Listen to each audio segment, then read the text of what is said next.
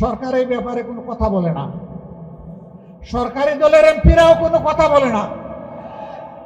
কেন তারা বলে না? কেন তারা জোরে আওয়াজ তোলে না? ভোলা বাংলাদেশের অংশ, কিন্তু বাংলাদেশ থেকে বিচ্ছিন্ন। ভোলাবাসীর প্রতি এটা কোনো দয়া নয়, দাক্ষিণ্য নয়, করুণা নয়। ভোলাবাসীর ন্যায্য পাওনা একটা ব্রিজ, সেই ব্রিজ এখনো হয়নি কেন? তার সিদ্ধান্ত এখনো নেওয়া হয়নি কেন? এক থেকে এখনো উঠে নাই কেন? এই সব কিছুর জবাব আমরা জানতে চাই সরকারের কাছ থেকে। প্রিয় বরিশালবাসী, রেল হচ্ছে যোগাযোগের নিরাপদ এবং সহজ মাধ্যম। বাংলাদেশের বিভিন্ন জায়গায় রেল লাইন থাকলেও বরিশালবাসী রেল লাইনের গল্প শুনেছে, রেল লাইন দেখে নাই। কি অপরাধ বরিশালবাসীর? এখানে রেল লাইনও দিতে হবে। এইভাবে ন্যায্য যে দাবিগুলো আছে, আমি সরকারের কাছে আহ্বান জানাই, আপনারা ওয়াদা করেছেন, আপনাদের 31 দফায় বলেছেন আপনারা যদি ক্ষমতায় যান তাহলে সুষম উন্নয়ন করবেন। বরিশালকে বঞ্চিত রেখে আল্লাহর কসম সুষম উন্নয়ন হবে না। তাদের পাওনা তাদেরকে দিতে হবে, তাহলেই সুষম উন্নয়ন হবে। প্রিয় বরিশালবাসী, সংসদে যেদিন আমি ভোলার ব্রিজের ব্যাপারে কথা বললাম, পরের দিন হাউসে বিরতির সময় এই এলাকার একজন সংসদ সদস্য এসে বলে, আপনি দাঁড়াবেন নাকি? আমি তো দাঁড়ানো অবস্থায় আছি। জি না, ভোলায় দাঁড়াবেন কিনা? বলে বুঝলাম না। বলে যে আগামী নির্বাচনে আপনি কি সেখান থেকে নির্বাচন করবেন? আমি বললাম, বাংলাদেশের প্রতি ইঞ্চি মাটিকে আমি অন্তরে ধারণ করি। ভোলায় আমাকে দাঁড়াতে হবে কেন?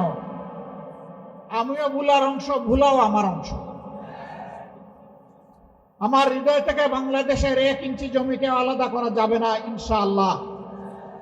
যেখানেই বঞ্চনা সেখানেই আওয়াজ তুলব ইনশাআল্লাহ। প্রিয় ভাইরা, আমরা আপনাদের সাথে আছি, আমরা আপনাদেরই। আপনারা কি আমাদের সামনে বিপদে আপদে থাকবেন একসাথে? মোবারকবাদ। এবার আসুন, আজকে যে কারণে এখানে এসেছি, আমরা এসেছি গণভোটে আপনারা হা বলেছিলেন। এদেশের 70% মানুষ হা বলেছে। হা বলার মাধ্যমে তারা জানিয়ে দিয়েছে অতীতের পচা রাজনীতি এবং শাসন ব্যবস্থা আমরা আর চাই না। আমরা পরিবর্তন চাই, নতুন শাসন ব্যবস্থা চাই, নতুন বাংলাদেশ গড়তে চাই। আফসোস, বর্তমান সরকারি দল তারা বলেছিলেন অধিকাংশ জনগণ যদি গণভোটে হায়ের পক্ষে রায় দেয় তাহলে আমরা গণভোটের প্রত্যেকটি দাবি অক্ষরে অক্ষরে বাস্তবায়ন করব। আমরাও বলেছি।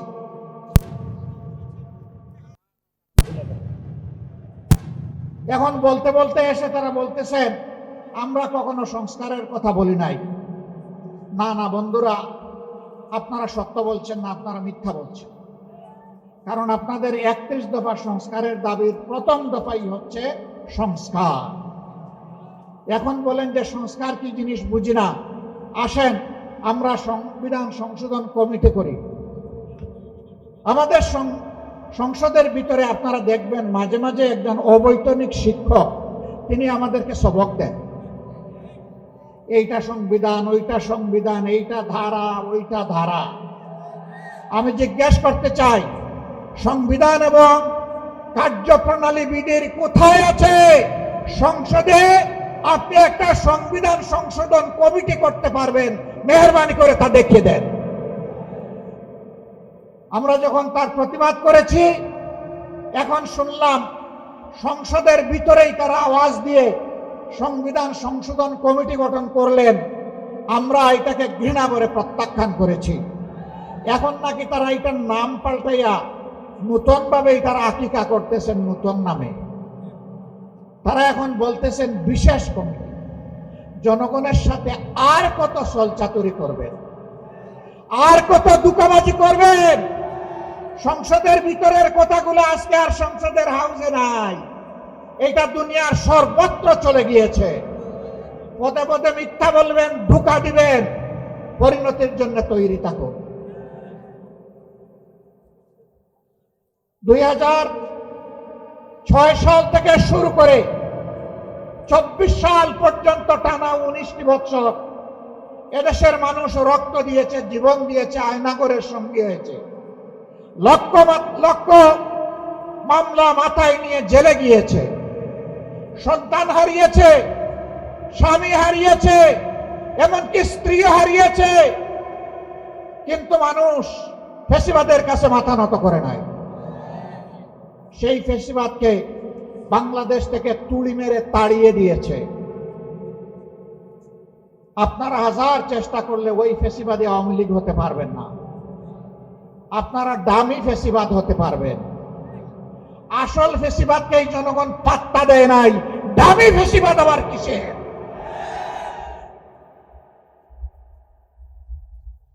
ফ্যাসিবাদ যে পথে হেঁটেছে আপনারা সেই পথে হাঁটছেন।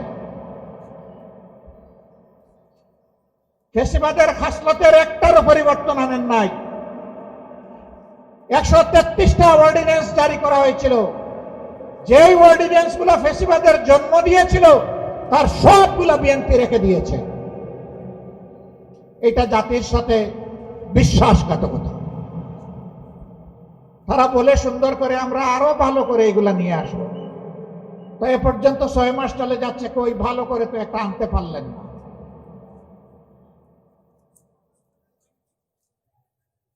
আমরা বুঝতে পারছি জনগণকে ধোঁকা দেওয়ার জন্য আরেকটা অপকৌশলের আশ্রয় তারা নিতে পারেন। তাদের মন মতো একতরফা ওই অবৈধ কমিটিতে আলাপ আলোচনা করে, সংবিধান সংশোধন কমিটি বলে কোনো কমিটি নাই, এটা অবৈধ যদি গঠন করা হয়ে থাকে, ওখানে আলাপ আলোচনা করে তাদের মন মতো কিছু জিনিস স্বৈর শাসনকে পাকাপোক্ত করার জন্য তারা হয়তো নিয়ে আসবে। 2/3 জুড়ে হয়তো পাশও করবে।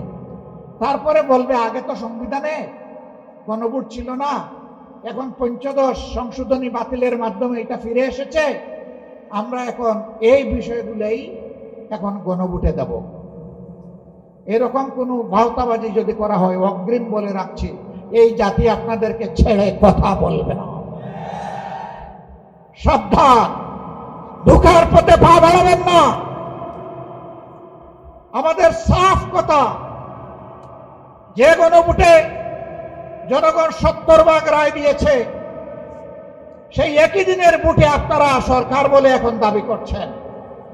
ওই গণভোট না থাকলে এই সরকারও মানা হবে না। ওই গণভোট যদি ব্যর্থ হয়, সরকারকেও ব্যর্থ করে দেওয়া হবে।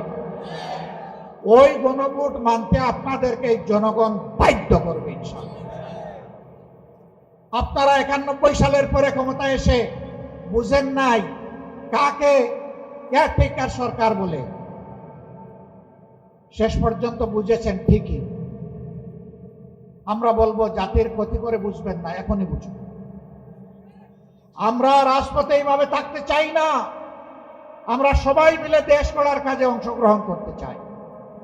কিন্তু আপনারা যেভাবে ধাক্কায় ধাক্কায় আমাদেরকে রাজপথের দিকে দিচ্ছেন, রাজপথ জ্বলে উঠলে সেই আগুনে অনেক কিছু পুড়ে ছারখার হয়ে যায়। 24-এর একটা চমৎকার স্লোগান ছিল আমাদের সন্তানদের, লেগেছে রে লেগেছে, রক্তে আগুন লেগেছে, রক্তে আগুন ধরাবেন না। এই প্রজন্মের আর পরীক্ষা নেবেন না। এরা পরীক্ষিত, এরা বিজয়ী, এরা বীর।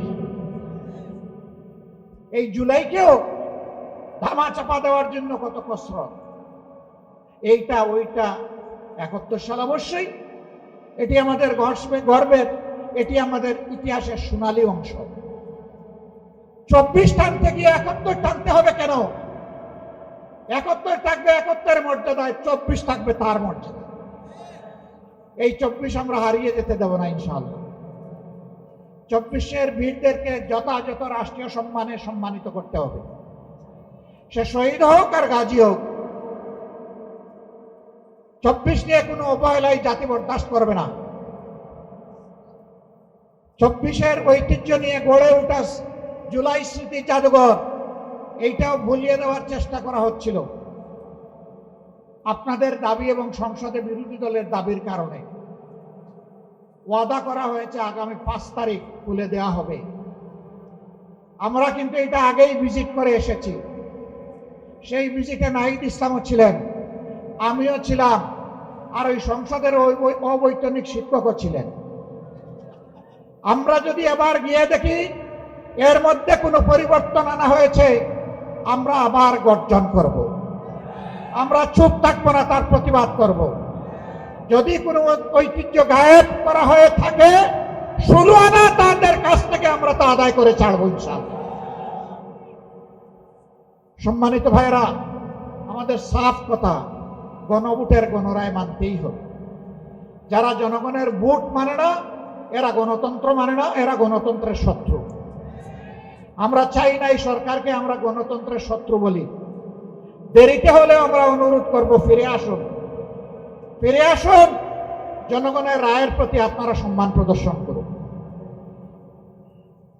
বিরোধী দলের আসনগুলোতে বৈষম্য করা হচ্ছে। বৈষম্যের জন্য জুলাই হয়নি, বৈষম্যের কবর রচনা করার জন্য জুলাই হয়েছিল। সংসদে আমরা তার প্রতিবাদ করেছি। এই বৈষম্য আমরা মেনে নেব না, তার বিরুদ্ধে আমরা জ্বলে উঠবো ইনশাআল্লাহ। সময় থাকতে সাবধান হয়ে যান, সংশোধন হয়ে যান, মানুষের ম্যান্ডেটের প্রতি সম্মান প্রদর্শন করুন। দ্রব্যমূল্যের জাতাকলে জনগণ পিষ্ট। গ্যাসের দাম বাড়ানো হয়েছে, তেলের দাম বাড়ানো হয়েছে, বিদ্যুতের দাম বাড়ানো হয়েছে। এক একটা পরিবারের উপর 5-7 হাজার টাকার ট্যাক্স বাড়িয়ে দেওয়া হয়েছে। আপনি ফ্যামিলি কার্ড দিয়ে কিভাবে পুষাবেন? এটা ফ্যামিলি কার্ডে দিবেন 2,500, দাম বাড়িয়েছেন 5,000।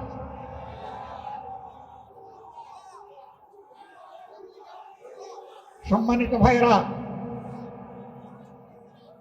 ইনশাআল্লাহ যদি এর ভিতরে তারা না মানেন, সিলেটে আমাদের সমাবেশ রয়েছে 25 তারিখ। আমরা আশা করব এর ভিতরে তাদের শুভবুদ্ধির উদয় হবে। তারা ঘোষণা দিবেন যে হ্যাঁ, আমরা গণভোট মেনে নিলাম। যদি মেনে না নেন, তাহলে ঢাকার মহাসমাবেশের জন্য আপনারা প্রস্তুত থাকুন। হাতে চিড়া মুড়ি নিয়ে আপনারা রওনা করতে পারবেন তো ইনশাআল্লাহ? আমরা কোনো বিরানি দিতে পারবো না। আমরা ইনশাআল্লাহ যদি কিছুই না থাকে রোজা রাখবো, আর না হয় একটুখানি চিড়া আর সামান্য একটু গুড় নিয়ে আমরা রওনা করবো ইনশাআল্লাহ। এর শক্তি অ্যাটম বোমার চাইতেও শক্তিশালী। আপনারা রাজি, তৈরি, প্রস্তুত? যে কোনো মূল্যে নিজের অধিকার আদায়ের জন্য লড়বেন ইনশাআল্লাহ। লড়াইয়ের পিছন ভাগে নয়, এই নেতৃবৃন্দ সবাই অগ্রভাগে থাকবেন ইনশাআল্লাহ। আল্লাহ হাফিজ। বাংলাদেশ জিন্দাবাদ। 11 দলীয় ঐক্য জিন্দাবাদ। ফ্যাসিবাদ নিপাত যাক। আসসালামু আলাইকুম ওয়া রাহমাতুল্লাহ।